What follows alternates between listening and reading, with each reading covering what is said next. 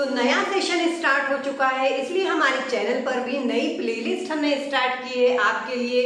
New series start की है जिसमें हम डिस्कस करने वाले हैं सिलेबस को। जी हाँ, आपने कॉलेज में एडमिशन ले लिया है और आपके हाथ में भी आ गया है सिलेबस। तो अगर आपको पता चल जाए कि इस सिलेबस में से मुझे क्या पढ़ना है, किस पर कितना ज्यादा ध्यान देना है, कितना ज्यादा फोकस करना है, क्या मेरे एग्जाम पॉइंट ऑफ व्यू से इंपॉर्टेंट है, किसके बिना पढ़े मैं आगे बढ़ नहीं सकता हूँ या सकती हूँ, तो ये वीडियो आपके लिए बहुत ही हेल्पफुल होने वाला है। अगर आपके माइंड में भी ये सारे क्वेश्चन है तो वीडियो को लास्ट तक जरूर देखिएगा और अपने दोस्तों के साथ शेयर जरूर कीजिएगा। और हाँ, वीडियो को लाइक किए बगैर आपको जाना नहीं है और कौन से सिलेबस आप डिस्कस करना चाहते हैं न्यू सीरीज में, वो कमेंट सेक्शन में जरूर बताना है।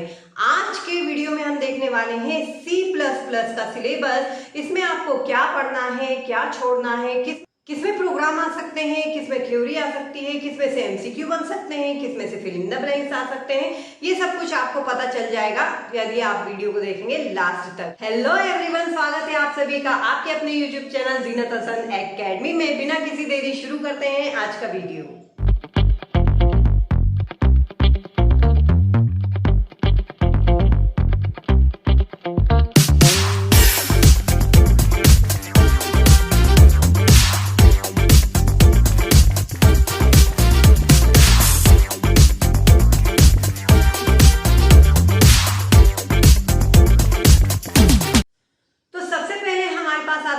इंट्रोडक्शन यूनिट, यानी कि उसमें हम पढ़ेंगे principles of object oriented programming language. ठीक है, वैसे तो प्रोग्रामिंग लैंग्वेज जब भी आप पढ़ेंगे तो एक टॉपिक दूसरे टॉपिक से जुड़ा हुआ रहता है, जिनको पढ़े बिना हम आगे नहीं बढ़ पाते, क्योंकि लैंग्वेज सीखना अलग बात होती है और थ्योरी पेपर अटेम्प्ट करना अलग बात होती है ना।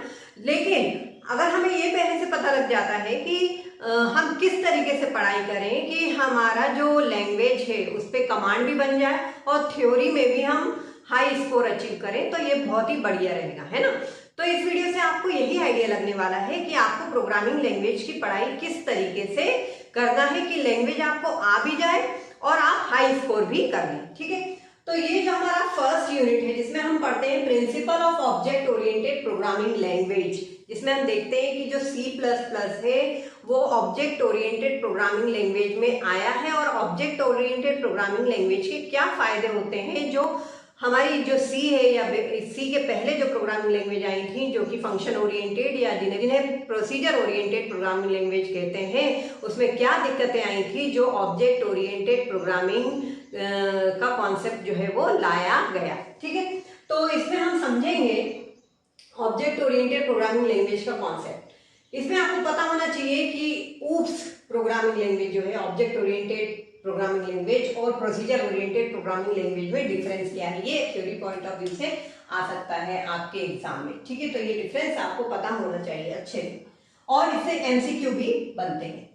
ऊप्स कॉन्सेप्ट, ये तो आप भाई अगर C++ पढ़ रहे हैं तो कोई नींद में से जगा के भी अगर आपको पूछे कि बताइए ऊप्स के कॉन्सेप्ट क्या हैं, तो ये 7-8 जो कीवर्ड हैं ऊप्स के जो कॉन्सेप्ट कहलाते हैं वो आप याद रख लीजिए। Object, class, data extraction, encapsulation, inheritance, polymorphism, dynamic binding, message passing.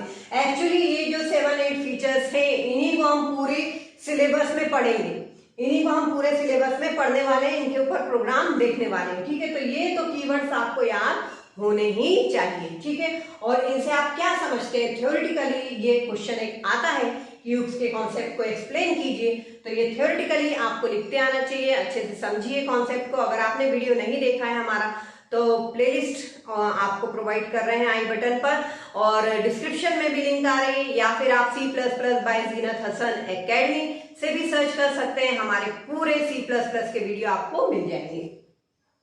What is C++? इसमें ये जो प्लस प्लस है वो क्यों आता है, ये वाइवा क्वेश्चन है, क्यों आता है ना।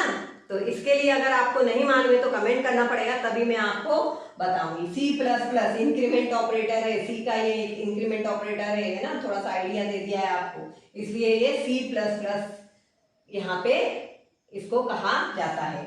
अब इसमें एक अंतर है स्ट्रक्चर और C++ में, क्योंकि C++ में जो हम क्लास का यूज करते हुए बनाते हैं प्रोग्राम और स्ट्रक्चर जो हम C में बनाते हैं वो थोड़ा बहुत सिमिलर होता है। तो क्या अंतर है दोनों में, स्ट्रक्चर और क्लास में, ये आपको पता होना चाहिए। ठीक है, आगे बढ़ते हैं सिलेबस में। तो जब आप C++ स्टार्ट करेंगे तो बेसिक जो आपको स्ट्रक्चर है हर प्रोग्रामिंग लैंग्वेज का वो तो आपको पढ़ना है, उसके बगैर आपको आगे जाना नहीं है। स्ट्रक्चर ऑफ C++ प्रोग्राम नहीं जानेंगे तो प्रोग्राम बनाएंगे कैसे। अब क्लास का स्ट्रक्चर आप फॉलो करें, हालांकि बिना क्लास के भी हम C++ में प्रोग्राम बना सकते हैं, लेकिन C++ में क्लास का यूज करते ही सारा हम कॉन्सेप्ट समझते हैं, इनहेरिटेंस वगैरह, पॉलीमॉर्फिज्म वगैरह, तो इम्पॉर्टेंट है क्लास का स्ट्रक्चर ही आप फॉलो करें। ठीक है, structure of C++ programme.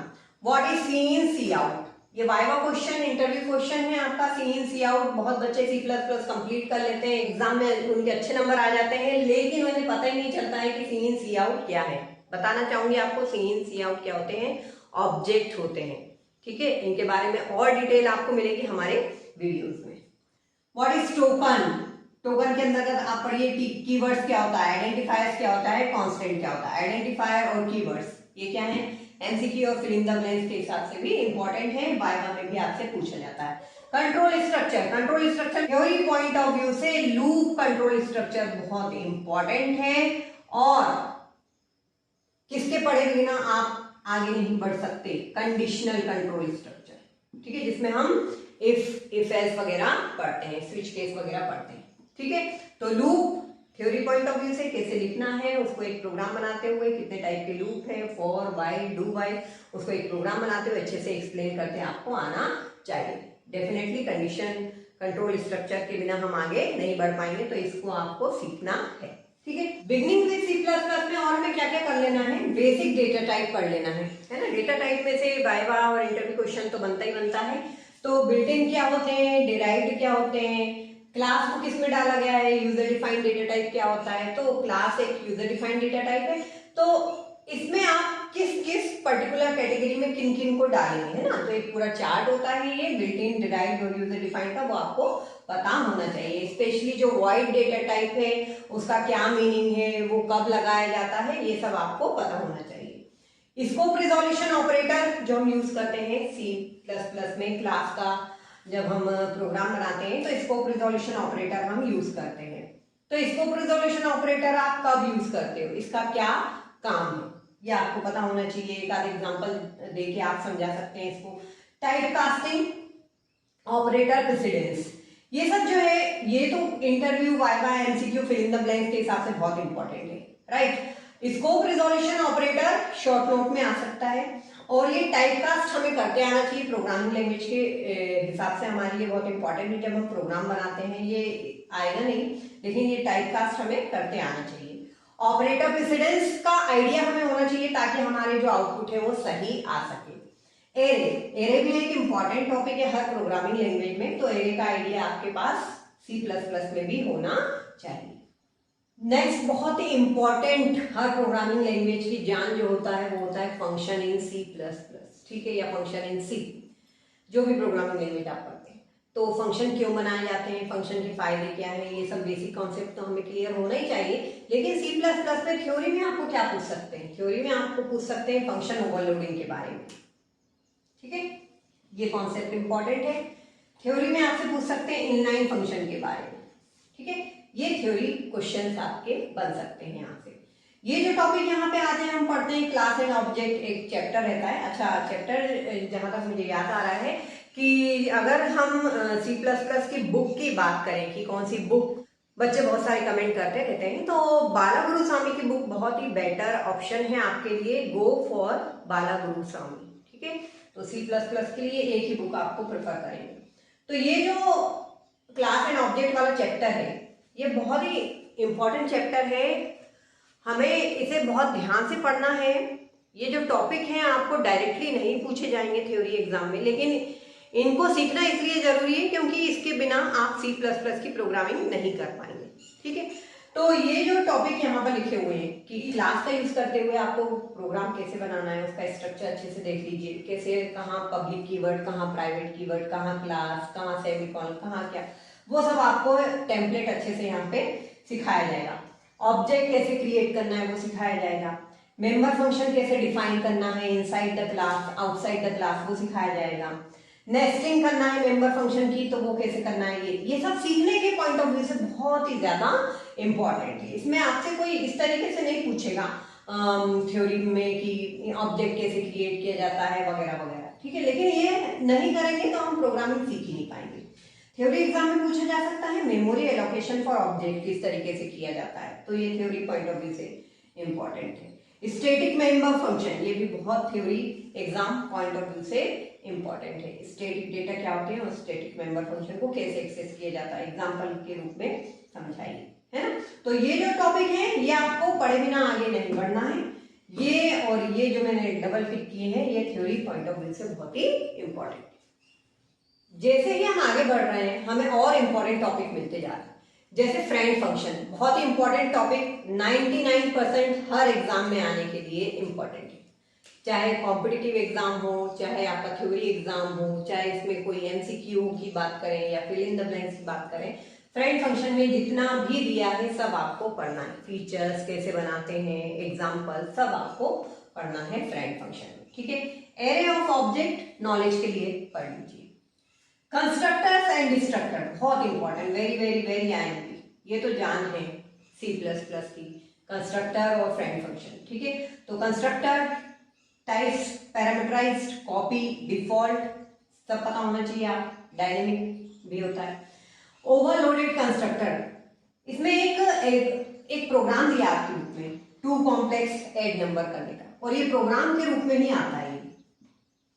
Constructor overloading को समझाइए इस तरीके से नहीं आएगा, लेकिन ये जो टू कॉम्प्लेक्स नंबर को ऐड करने के लिए जो प्रोग्राम आपको दिया गया है इसको समझाने के लिए, वो आपको प्रोग्राम के रूप में आ जाता है, right. Operator overloading, C++ programming में एक बहुत ही इंपॉर्टेंट टॉपिक है ऑपरेटर ओवरलोडिंग। इसमें यूनरी ऑपरेटर और बाइनरी ऑपरेटर दोनों ही आपको पढ़ना है। जब आपको क्वेश्चन आए ऑपरेटर ओवरलोडिंग से आप क्या समझते हैं और उसको एग्जांपल सही समझाइए, तो यूनरी ऑपरेटर जो है माइनस उसकी ओवरलोडिंग आप करके दिखा सकते हैं। बाइनरी ऑपरेटर इसलिए आना चाहिए क्योंकि इसमें एक प्रोग्राम है जो कि अभी हमने और देखा था कंस्ट्रक्टर ओवरलोडिंग में, टू कॉम्प्लेक्स नंबर का प्रोग्राम, टू कॉम्प्लेक्स नंबर को ऐड करने का प्रोग्राम, वो इसमें भी कर सकते हैं हम, ठीक है। तो इसमें हम डायरेक्ट C3 = C1 + C2 इस तरीके से लिख के कर सकते हैं। तो ये प्रोग्राम आप करके जाइए, ये प्रोग्राम अलग से पूछ लिया जाता है, या तो आप वैसे करके दिखाइए या इस तरीके से बाइनरी ऑपरेटर ओवरलोड करते हैं जैसे इस तरीके से करके दिखाइए, दोनों तरीके से सही है, लेकिन जनरली ये वाला बच्चे सीख जल्दी जाते हैं तो ये वाला ही प्रेफर करूंगी मैं आपको। इनहेरिटेंस बहुत ही इंपॉर्टेंट है, 99% तो आना ही है। इनहेरिटेंस क्या होता है, कितने टाइप्स के होते हैं, इसमें आपको सब types, single, multi level, multiple, है ना, सारे टाइप्स, हाइब्रिड आपको एक्सप्लेन करना है डायग्राम बनाते समय, एक डायग्राम बना के एग्जाम्पल सहित। ये आपको एक थ्योरी क्वेश्चन पक्का है आपके थ्योरी पॉइंट ऑफ व्यू से। Virtual base class, interview, MCQ, fill in the blanks, ये फिर से शुरू हो जाते हैं हमारे यहाँ से। वर्चुअल और प्लस थ्योरी तो है ही इंपॉर्टेंट, वर्चुअल, एब्स्ट्रैक्ट और कंस्ट्रक्टर इन ड्राइव क्लास, ये आपको आना चाहिए। क्यों आना चाहिए, ताकि आप प्रोग्रामिंग अच्छे से सीख लें। बाकी एब्स्ट्रैक्ट क्लास क्या होती है, वाइवा क्वेश्चन है, इंटरव्यू क्वेश्चन है। वर्चुअल बेस क्लास का यूज हम क्यों करते हैं, वर्चुअल कीवर्ड क्या काम करता है यहाँ पर बेस क्लास को, तो ये आपको पता होना चाहिए। जब हम और आगे बढ़ेंगे तो हमें और इंपॉर्टेंट टॉपिक मिलेंगे, जैसे कि है polymorphism, viva question, MCQ, fill in the blanks, theory point of view, सबसे ये इंपॉर्टेंट है। कॉम्पिटिटिव एग्जाम सब में ये इंपॉर्टेंट है, ठीक है। वर्चुअल फंक्शन किसका एग्जांपल है, रन टाइम पॉलीमॉर्फिज्म का एग्जांपल है, जबकि जो हमारे ऑपरेटर ओवरलोडिंग होते हैं और फंक्शन ओवरलोडिंग होते हैं वो अर्ली बाइंडिंग मतलब कि कंपाइल टाइम पॉलीमॉर्फिज्म का एग्जांपल होता है, ठीक है। तो पॉलीमॉर्फिज्म में किसके अंतर्गत किसको डाला गया है, ये क्वेश्चन एक इंटरव्यू में बनता है। वर्चुअल फंक्शन, रन टाइम, मैंने आपको बताया रन टाइम पॉलीमॉर्फिज्म का एग्जांपल है। तो रन टाइम में हमें पता चलता है कौन सा फंक्शन कॉल होगा।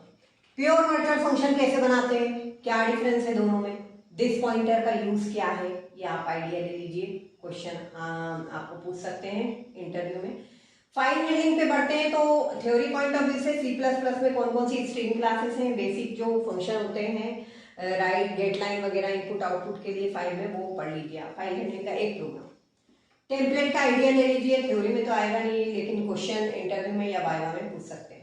एक्सेप्शन हैंडलिंग मैकेनिज्म, ये थ्योरी में आते ही आता है, तो इसको करके जाइए कि किस तरीके से ट्राई और कैच ब्लॉक के द्वारा एक्सेप्शन क्या होते हैं और इन्हें कैसे हैंडल किया जाता है।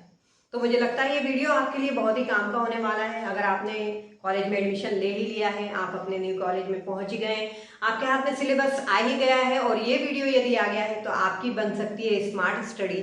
तो keep watching Zeenat Hasan academy and keep liking the videos. Thanks for watching.